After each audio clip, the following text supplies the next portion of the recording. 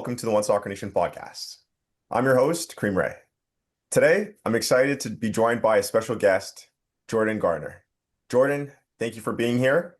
To kick things off, could you please introduce yourself to our audience? Yeah, sure. Thanks for having me, Kareem.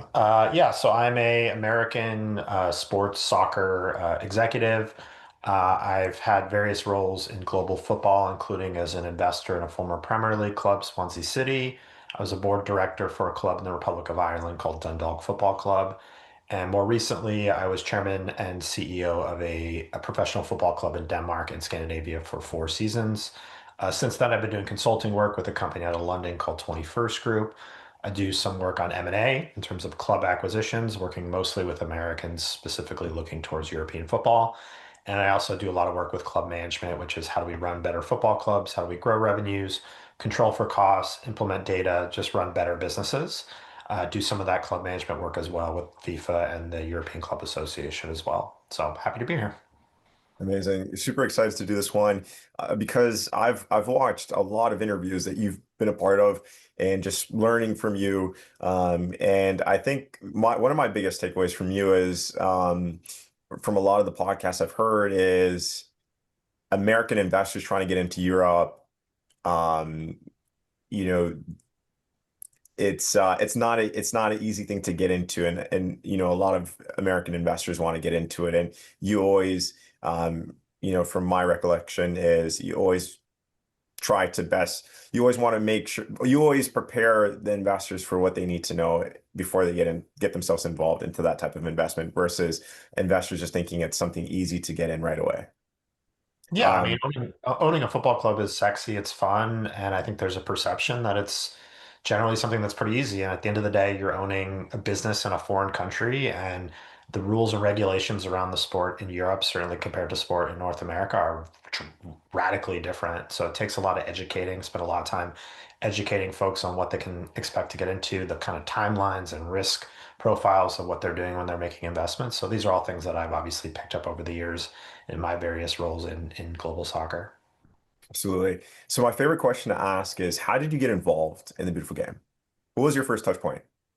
Yeah, so I played growing up. My dad had played and he'd coached me growing up. I played all the way up to a semi-professional level, I guess what now would be considered kind of USL League One, USL League Two. So I played up to that level. I always had an interest in the business side of the sport.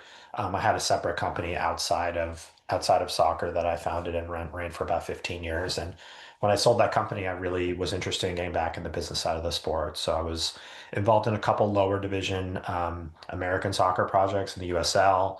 And then around 2018, 2019, had an opportunity to get involved in European football. As an entrepreneur, global soccer was a little bit more interesting to me, even though I'd still do work in and around American soccer. That's kind of been my pathway. Obviously, a lot of my work is more on the business and operations side, but I do, obviously, having played, have a good understanding of what we need to do at the kind of top level management from a footballing side as well. Understood. And you're currently based in America right now? Yeah, I'm based in San Francisco, although about, depending on the time of year, 1 week a month, I'm in London or in Europe or whatnot, working on various projects. Amazing. So what was your first that you consider your first like big project in the professional soccer landscape? Yeah, I mean, I think, my first project was, I sold my company and had a good friend who owned the quote unquote minor league affiliate for the San Jose Earthquakes here in the San Francisco Bay Area. And so it's called the Burlingame Dragons. It was a PDL team. I think that's USL League Two now is what they call it. I think what was interesting about that project was, we were affiliated with an MLS team. We were working on making the jump to the USL Championship, which ultimately we couldn't make happen, but we were working on getting a stadium built. So there was a lot of like interesting components of that project, even though it was quite small.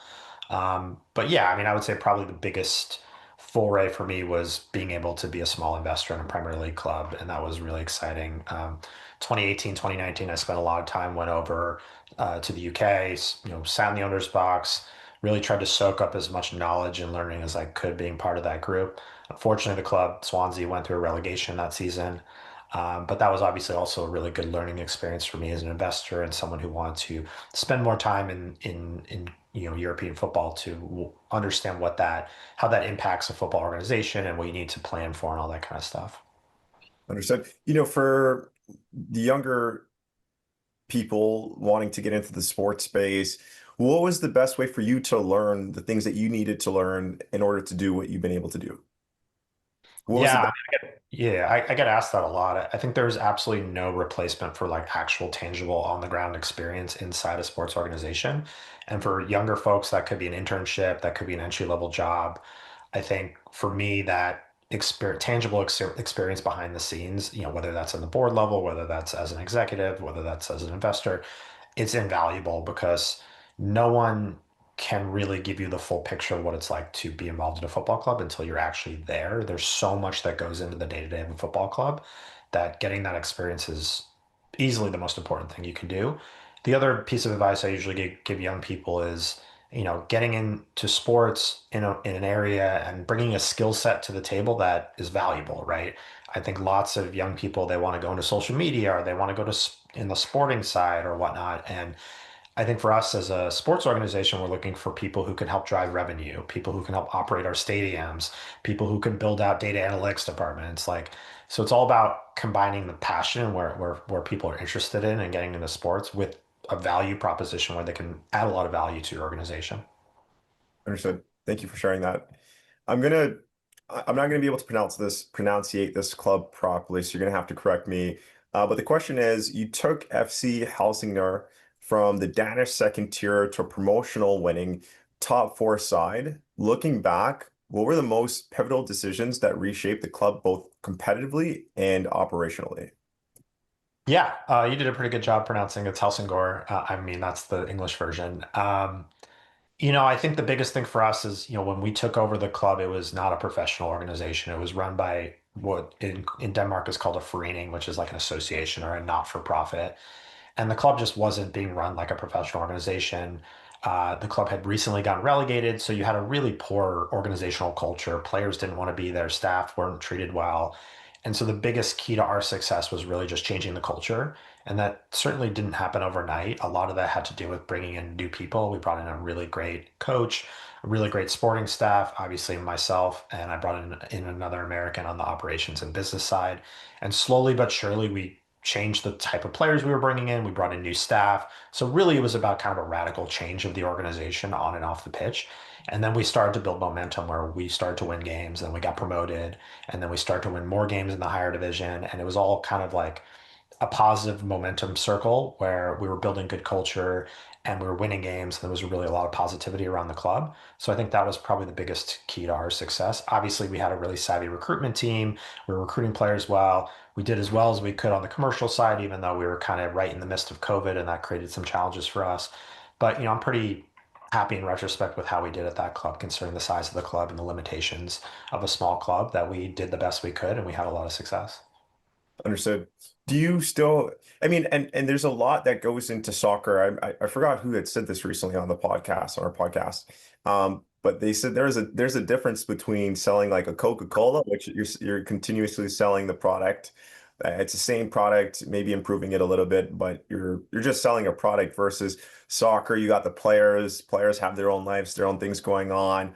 You got to make sure players are performing and as well they're okay as humans as well. You got the front office, you got the jerseys, sponsor. There's a lot that goes into soccer, selling soccer, and putting together a good product on the field and creating an amazing stadium, having an amazing atmosphere. There's a lot that goes into it. Um, I mean, so what would you say are three key big takeaways to making sure that you're creating a successful team, both on, I mean, if you want to break it up into two, three big takeaways on the pitch and three big key takeaways off the pitch. Yeah, I mean, I think on the pitch, you're probably looking at creating a good, positive environment for the players, and that includes player welfare. That means what food they're being served, what the infrastructure is like at the stadium, what, any sort of player performance, whether that's how they're being pushed in training, all those kind of issues. These are, as you said, these are human beings at the end of the day. And I think treating them well and giving them a positive environment is really important. I think that's probably one. Having a really savvy recruitment strategy. For us, that recruitment strategy started out where we were looking more abroad. We were looking maybe to bring in American players, and a lot of that kind of got tossed out the window when COVID hit and we couldn't physically bring in foreign players. So we really pivoted to a recruitment strategy that was really very domestically focused, where we were going down to the lower divisions. We were trying to find players who were a little bit overlooked. One good example of that is we found a player who was playing, I think, in the fourth tier, a semi-professional player who was just killing it, but he was semi-professional. He was working another job. He wasn't sure. He was 26. He kind of felt like that life as a professional footballer passed him by, and he wasn't sure if he wanted to kind of make the jump back in. And the environment we created really enticed him to come back, and he came back, scored like 15 goals. We sold him to a team in the Danish Super League, and now I just saw yesterday he's scoring goals in the Europa League. Like he's killing it. He's not going to probably go to any other larger club because of his age, but finding those kind of diamond in the rough type players, I think, is really important. Probably the last thing from an on-pitch perspective is having really good leadership. We hired a manager who was a really good leader, and he had a lot of experience, not just in football as a coach, but also outside football in the business world. He had some experience in human resources. So he did a really good job of motivating the players. Again, these are human beings. These are somewhat highly paid professional athletes, depending on the size of the club. And how do you figure out to get the most out of them? A lot of that comes to motivation. So I think that's probably some of the keys off the top of my head on the pitch. Off the pitch, there's a lot of different things. Obviously, having really good people in place who can execute your organization on a day-to-day basis. That starts all the way at the top from chief executive all the way down to your sales staff. So that's really important. I think having good infrastructure for us, one of the reasons we bought FC Helsingør is because a new stadium was under construction. And for us, having a modern place for our club to be located, for the first team to play, for the academy to play, I think having that infrastructure was something that was really important. And the last thing I'll probably say off the top of my head is probably geographic location is always really important. It's not just important for investors because they can get on a plane and go to London or go to, in our case, we were not super far from Copenhagen. But when it comes to recruiting players, when it comes to places where players and staff and everyone in and around the club wants to live, it's just much easier to create an organization in an attractive geographic location. So for us, being close to Copenhagen, which was where, 80% of the population of the country is, we had a much larger pool of players to pull from when it came to recruitment, when it came to sponsors, when it came to supporters, versus had we been in a different geographic location. So I think, you know, you, people joke in American sports where it's like NBA players that want to be in Miami and LA and New York and Chicago versus they want to be in Sacramento. I'm a Sacramento Kings fan, right?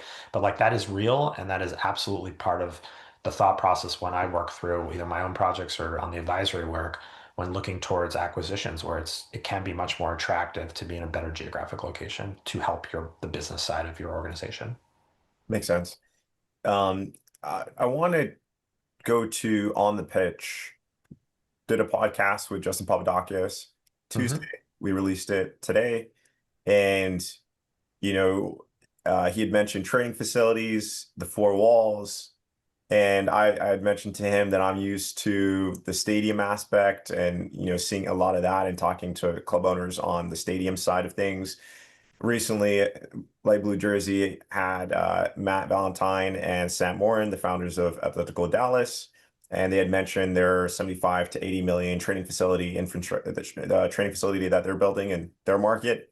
And Justin had shared the importance of clubs having the training facility to uh, improve on the pitch product in regards to giving players the best experience, training wise, recovery, as well as front office, having a space for the front office there as well.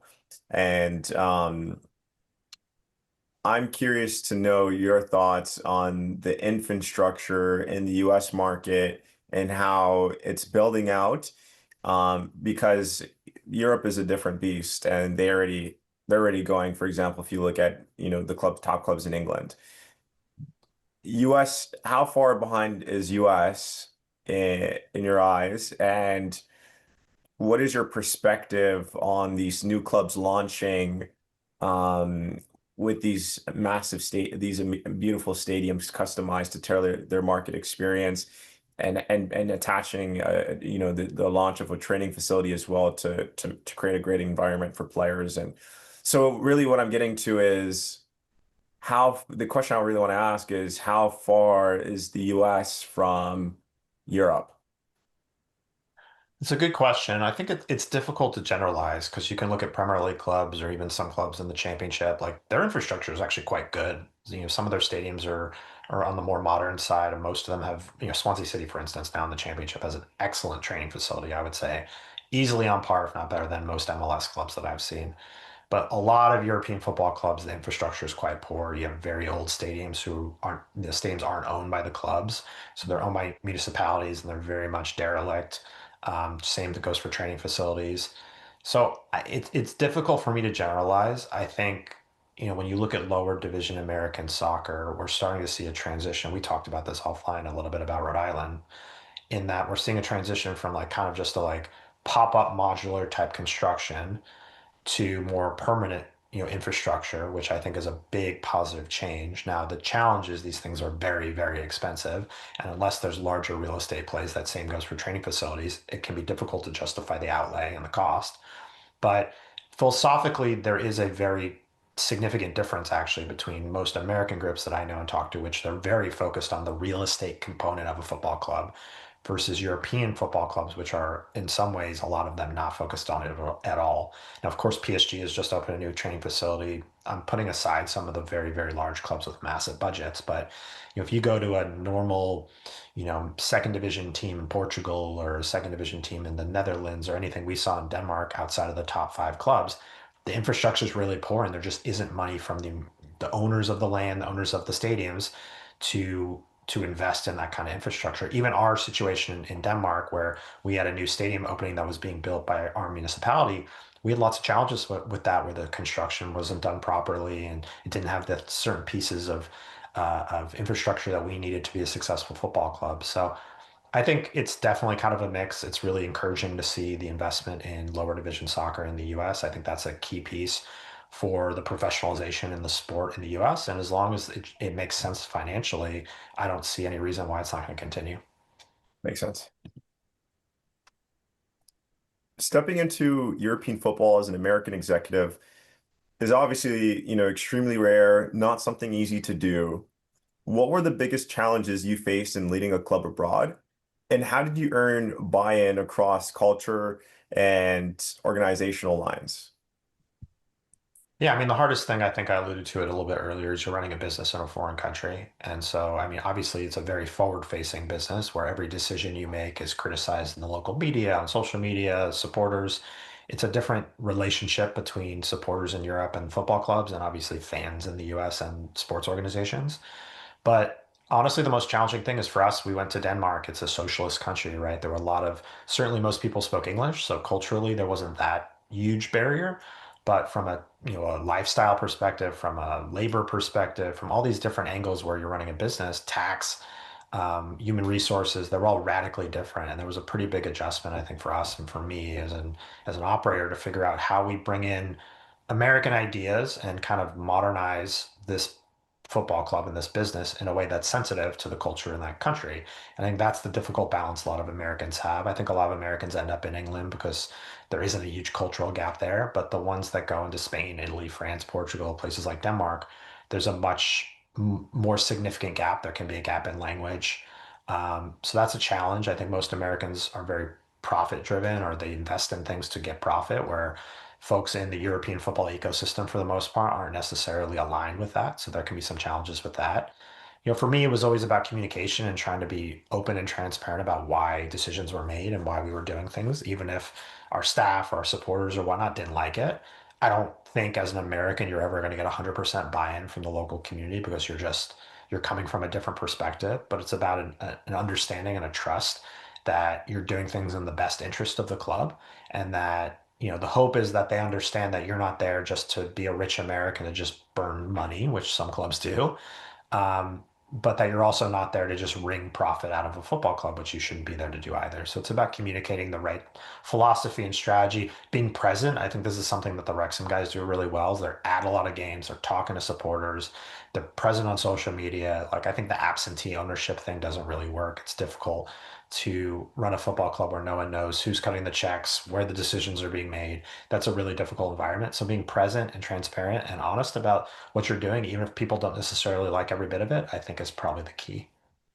Yeah, great point in regards to owner engagement and the club and the presidents, for example, that you mentioned, Wrexham.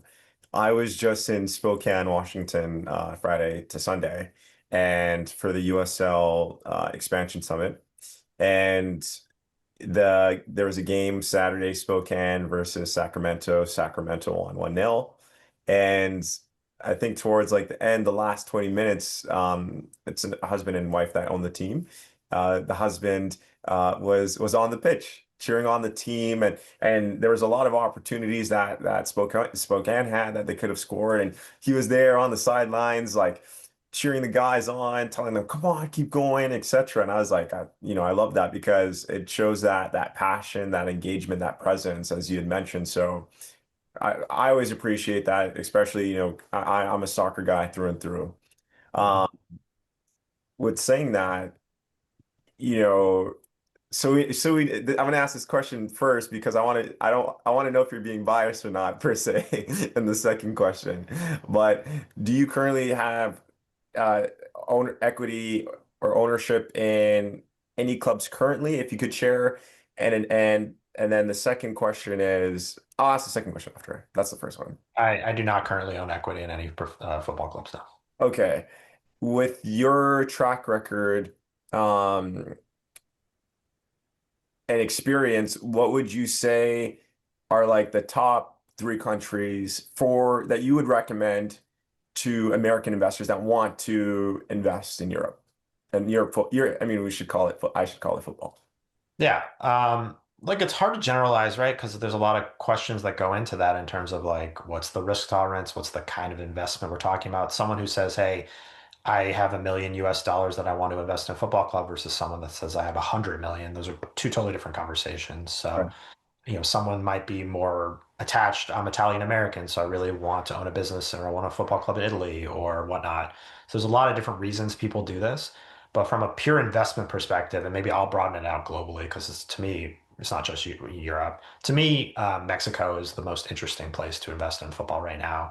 We just saw Club Querétaro get sold to an American group. I think you don't have relegation currently. You have a lot of upside from a player sales perspective. Obviously, doing business in a place like Mexico can be challenging, but I think you're going to get to a point where you're going to see Mexican clubs valued at the same level, if not more than MLS clubs. And for now, they're a fraction of that. So I think it's really undervalued. So Mexico is one spot that I find interesting. I still like Scandinavia. I think the challenge you have in Scandinavia in Denmark and Sweden is you have a version of the German 50+1 restrictions where you can't necessarily, as a private foreign owner, own a majority stake in the club. There's some discussions in and around Norway changing those rules, but I think the talent base is excellent in that part of the world. Infrastructure is good. Almost everyone speaks English. It's a really relatively easy place, relatively speaking, to run a football club. So Scandinavia, including Denmark, I think is definitely a spot. And probably the last one is Scotland. I like Scotland a lot. I think there's a lot of interest in the UK generally. We're seeing more acquisitions in Northern Ireland. We're seeing obviously England is probably the most popular spot for Americans to invest in. But I think, most Scottish clubs are generally well run. Obviously you have two quote unquote Premier League sized clubs in Celtic and Rangers. You have 4 or 5 spots into European competition. So I've always liked Scotland as a spot for, checks a lot of boxes that you would get owning a football club in England at a fraction of the cost with maybe a little bit of a better financial model. So those are probably the three spots off the top of my head. Hmm. Interesting. Not three I was expecting you to say, but very interesting. Um, Big shout out to Chad Standler. Please tell me I got his last name right. Yeah, Chad. Yeah, yeah, yeah. Yes. Shout out to Chad. He had made the introduction for me to Jordan. That's how this all came together. And just yesterday, I was listening to a roundtable discussion that Chad was a part of, and I think to close off on that podcast. I mean, I wasn't a podcast to that. It was like an investment roundtable discussion. He had shared towards the end that uh, women's football is at early stage investment opportunity. I was curious to get your thoughts on the women's game, the investment opportunity there, and the growth potential. I mean, what can investors expect from the women's game? Yeah, I'm really bullish on women's soccer. I think obviously it depends. You look at the NWSL, for instance, and I think the valuations have gotten quite high. So it's a little bit difficult at the moment to justify, even though I still do think there's a lot of room for growth. Some of the lower divisions, obviously the USL has a women's league. There's a couple other, leagues starting from scratch. I think there's interesting opportunities there. Probably the most interesting to me is the women's product in Europe because so many, if not all of the clubs, generally the women's sides are attached to men's teams, and many of the men's ownership groups and management teams, they'd spend very little time, energy, or resources on their women's side, and there's a lot of opportunity there. So I think we're going to start to see, we're already seeing it already where clubs are selling their women's side or going to joint ventures with other operators who can operate just their women's side. So I think there's a lot of opportunity there. It's an easy pathway, whether it's in Denmark or Ireland or some of these places, to buy a small club that maybe doesn't have an amazing men's team, but might have a women's team that's in the Champions League, for instance, or potential investment into a WSL team in England where you have a massive brand like a Chelsea or Aston Villa, and you're spinning off the women's side to really try to build that brand out. So I think there's a lot of opportunities specifically in Europe on the women's side that have not even been touched yet. Hmm. And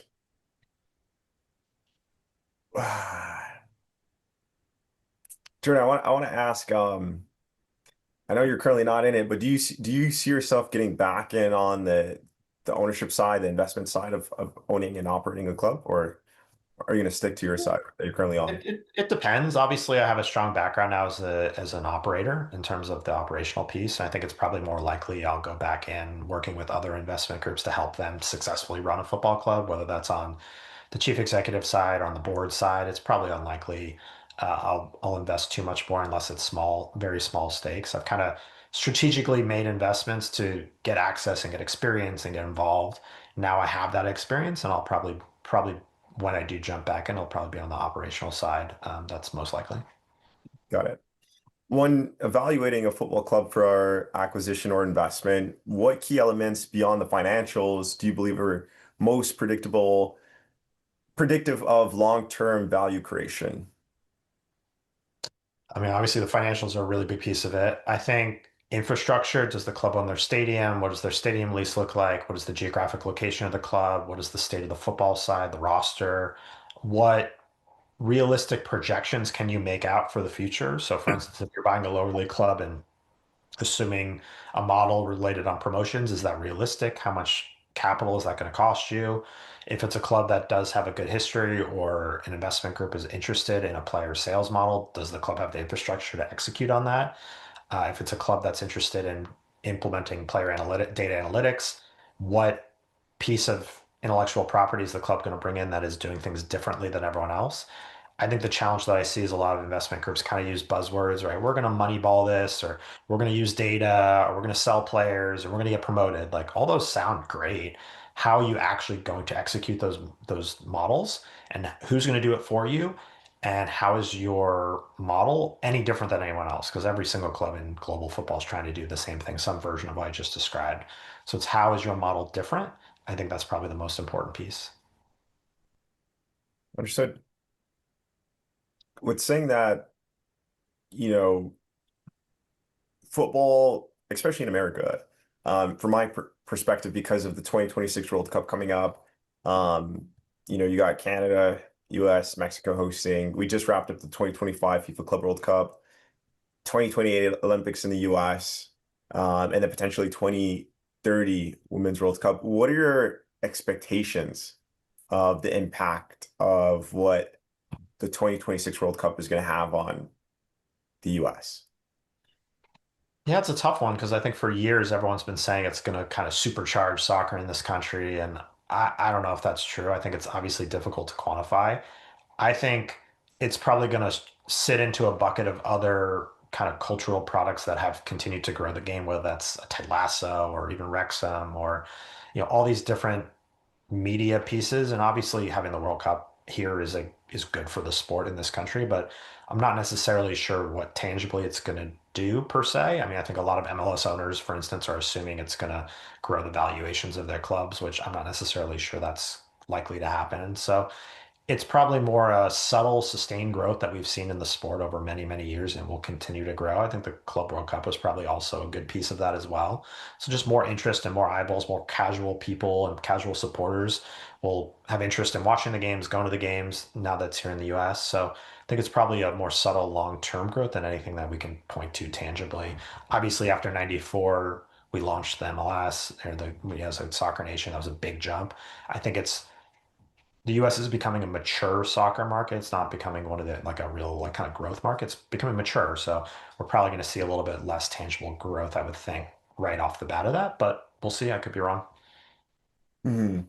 Yeah, from what I'm seeing here right now in Canada, Toronto, I'm seeing a lot of kids, a lot of people, adults, teens, a lot more people wearing jerseys than usual, wearing different club jerseys, country jerseys, etc. It's exciting to see. It's nice to see everyone's getting in the spirit, and obviously, it's the most watched sport around the world. Um, I want to come back to the investors, and soccer or football is seeing a surge of new investors, many entering without deep industry experience. What's the most common blind spot or miscalculation you've observed among first-time investors? Yeah, I mean, I think the probably biggest mistake I see is investors coming in and just assuming that the experience or expertise that they have either in other sports or American soccer or outside of a sport directly translates into an investment in global or European football. So the idea that I successfully ran or own an NFL team, then that means I can go run a Premier League team, no problem. Like soccer, European football is a drastically different animal to everything, everything from the forward facing piece of it to the rules and regulations, promotion, salary caps, revenue sharing, like all these, it's just a completely different animal. I think, a lot of folks that I've spoken to make that mistake, or I successfully ran a manufacturing company, so I can go run a company in England. Well, your manufacturing company wasn't in the local newspaper every time you made a decision, and the fans weren't protesting outside your stadium, outside your business if you did something they didn't like. So there's a lot of things that folks who aren't actually in the space have a difficult time wrapping their head around. And I think that's a lot of the work I do is trying to educate folks and be like, look, maybe I didn't even understand or know a lot of these things going in, but like this is what it's like. This is what you should expect going in. And that's really important for them to understand. But a lot of folks are just like, look, I have a lot of money. This is fun. I want to go do it. And they're in for a headache. One thing I talk about a lot, I don't talk about a lot, but like there's kind of like a 1 to 2 year horizon where a lot of ownership groups come in and they realize, oh shit, this was not what I was expecting. This is not fun. This is not sexy. This is really difficult for me. And if they can't get over that hump from the first year or two, then they leave or they exit or they sell. The ones that can kind of get over that hump and be in it for the long run understand what they got themselves into. But a lot of folks get in and out quite quickly, and it's not a positive experience for them. And that's hopefully what folks like myself in the industry on the advisory side help people to avoid. Absolutely. Do you like when investors are coming in with you guys, are you guys always mapping out the exit or yeah, is it mandatory to always map out the exit? It's not mandatory, but I think there's always a discussion in around how is this going to end? What's the time horizon?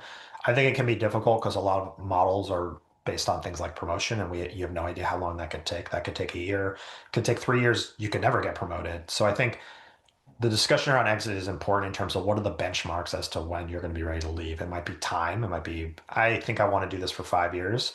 It might be when we get a club up to a certain level and we're ready to go. That's when we're going to do it. I think a lot of exit strategy is like pre-planning. So like for instance, you know, folks I talk to who are investing in the championship or maybe even League One in England, they want to get to the Premier League. That's the goal. And I think ultimately, once you get there, that's the time you should probably sell because that's when your club is worth the most money.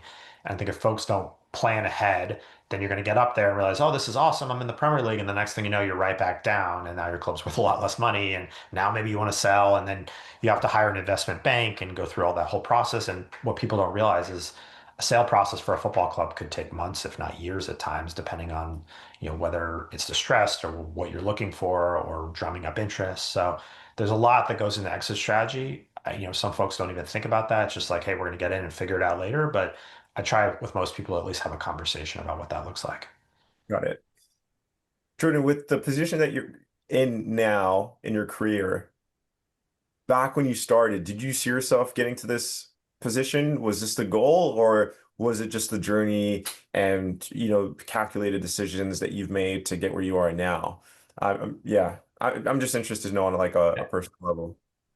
Yeah, I think for me, everything's happened kind of organically. I didn't necessarily have a plan when I started this. It was kind of, I sold my company. I wanted to get in this space. I wasn't necessarily sure what that looked like. And I've had a lot of different experiences and roles in the industry. And it's all kind of led from one thing to another. And, I think for folks that are like, hey, I want to be a CEO of a Premier League club, there's a lot of steps you probably have to take and like have a strategy involved. And I think that makes total sense. That hasn't really been the case for me. It's been more organic and seeing how things are going. As long as it's something I'm enjoying doing, then that leads to the next thing and it kind of goes from there. A lot of what I do is very relationship driven. So there's a lot of folks that I know and trust in the industry, and I'll work with them. And if they're working on a new project, that could be something that goes to the next step for me. So a lot of it just kind of leads from one thing to another.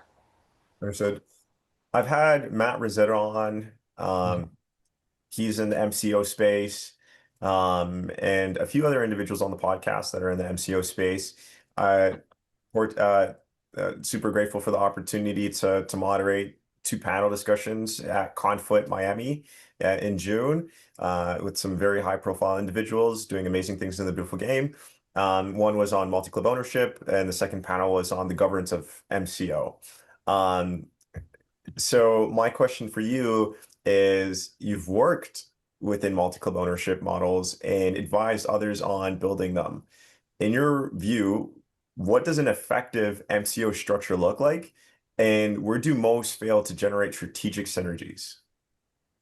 Yeah, MCOs are very difficult. I've never personally, obviously, I had different roles in the industry, but I was never part necessarily of an MCO. But putting the biggest ones to the side, Red Bull and City Football Group, which I think are at a scale that almost anyone I would ever talk to is much below that.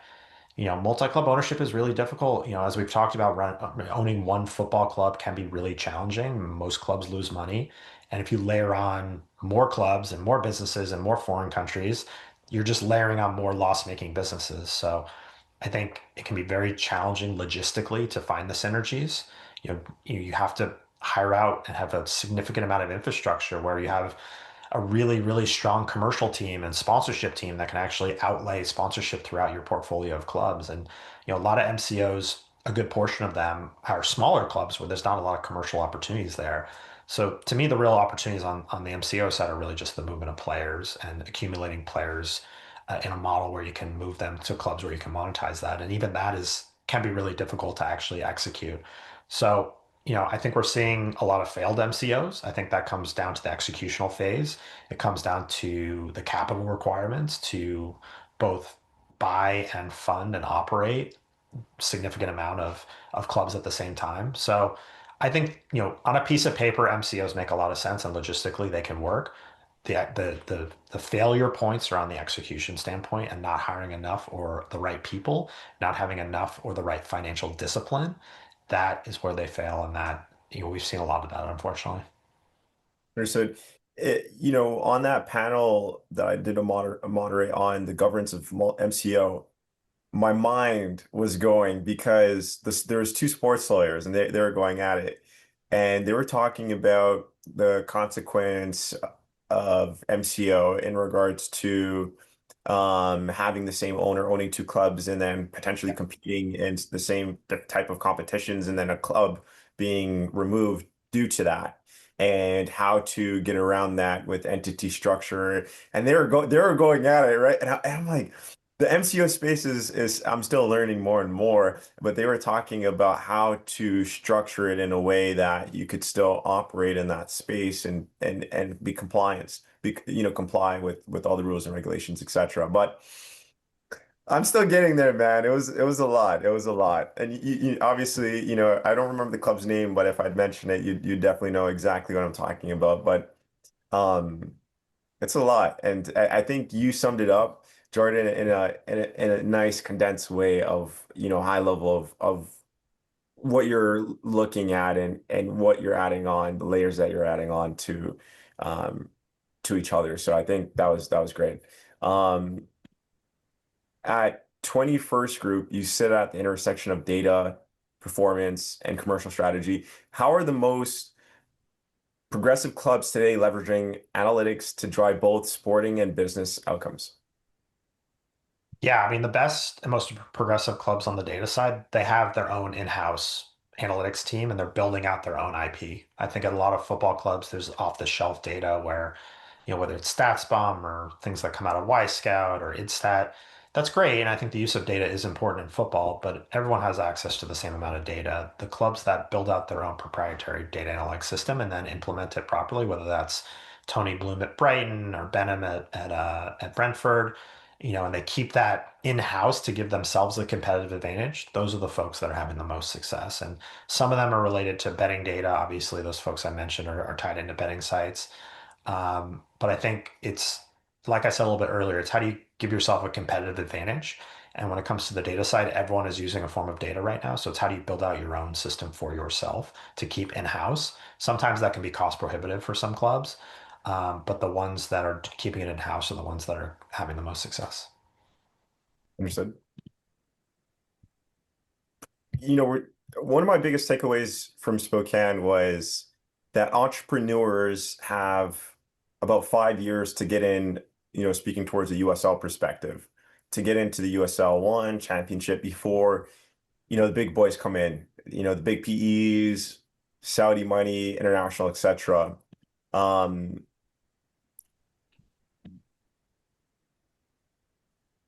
my question is, how is private equity reshaping the global football landscape? What ownership models or governance frameworks do you believe will define the next decade? And what are the early warning signs of instability? So, I mean, I would start by saying I think it's extremely unlikely you're going to see private equity or Middle Eastern money come into minor league soccer in the United States. That seems very unlikely to me. They could come in the league level. I think that, there's a lot of interest from those type of folks investing in leagues, and they could see the potential on that, but they're not, I would find it very unlikely they're going to invest in teams. I think generally speaking, those folks are very, very financially savvy and financially driven. So a loss-making minor league soccer team in the US or even a loss-making soccer team in Europe is not going to make a lot of sense for them. You know, sure, you've seen Saudi investment in Newcastle, you've seen private equity investments in some European football clubs, and not all of them are necessarily successful. But generally speaking, the more successful, savvy investors in this with these profiles are investing in leagues, they're investing in sports technology startups, they're investing in player performance companies, they're investing in media rights, they're investing in betting, like all the kind of adjacent businesses, because club ownership by itself is not lucrative enough for the type of models and the return profiles that they need. That's generally what I would say. It's not impossible, but generally speaking, that's what I've seen. You've seen a little bit of private equity investment in women's soccer and the NWSL. That was probably at the beginning when the valuations were quite low. So you've seen a little bit there. If they're looking at it saying, can we justify our investment to try to return 8, 10, 12x on our investment? And maybe if you got into the NWSL when the clubs were worth 5 million US, that is possible. But I think it's unlikely to see that in minor league soccer in the US or to a certain extent in lower division soccer in Europe. Understood. Jordan, you've been recognized as a finalist for Best Executive at the World Football Summit. In your experience, what defines exceptional leadership in football today? And how is that role evolving as the sport globalizes and professionalizes? Yeah, I mean, I think it's like a little bit what I said earlier. Like when you're, a leader at a football club, it's no different than being, in some ways it's different, in some ways it's not different from being a leader in a company, in a business, that you want to create a good culture where you hire good people who want to come to work every day. And obviously, to a certain extent, it's even more important in a football club where everyone in and around the ecosystem is passionate about the club. And if you win the game that weekend, or if you don't win the game that weekend, it's how do you create an environment that promotes people being, giving their all to the organization. I think you see distressed football clubs, for instance, where the owner is absentee or the club runs out of money. You see a lot of difficulties there. So leadership is showing up every day, like I said earlier, being present and communicating your philosophy and strategy. And if as an owner you can't be there, it's hiring good people to relay that message. And it's good organizational culture, I think, is super important. And I think it becomes more and more important as more foreign owners come in. How do you create organizational culture in a country where you don't speak the language, or the work culture is very different? The culture, the way people look at life is very different. So a lot of that is really important. And that comes down to hiring really good people that you can trust to implement a really positive and successful strategy as a leader in an organization like this. Thank you for sharing. Coming towards the end, what advice would you give to investors that want to get into soccer or football? I mean, I would say do your homework and spend a lot of time speaking to credible people because the other challenge in this industry is there's a lot of people that are not credible out there that are in the space of trying to broker transactions or trying to advise transactions. Find credible folks who have done this before, who have the experience, who can kind of hold your hand through the process if you haven't done this already. Number one. Number two, understand what the long-term kind of financial commitment and risk is. A lot of folks they invest X amount of money up front to buy a football club, but then they don't really understand the long-term commitments, especially if it's a club that's losing money or needs long-term capital investment. So like understanding what you're getting yourself into. And then understanding the time commitment, especially if you're looking at something towards Europe, like what does that look like? I own a business that's a 12-hour plane ride away and a 9-hour time difference away. What does that look like for me, right?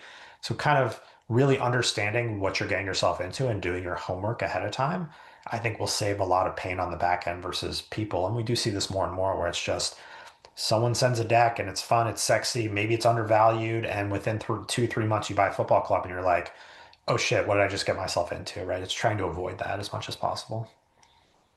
Well, Jordan, this has been truly an amazing time with you, dude. Like I love learning, and there's so much I could learn from you. Um, but with saying that, I know we're coming up on time. Was there anything that I missed that you'd like to share? No, no, I don't think so. I think you hit a lot of the important spots and had really insightful questions. Thank you. Um, I mean, so it's saying that we'll close it up from there. But again, Jordan, this was amazing. Lots to learn from you. And with saying that, I want to thank you for being on the One Soccer Nation podcast. Thanks for having me. Really appreciate it.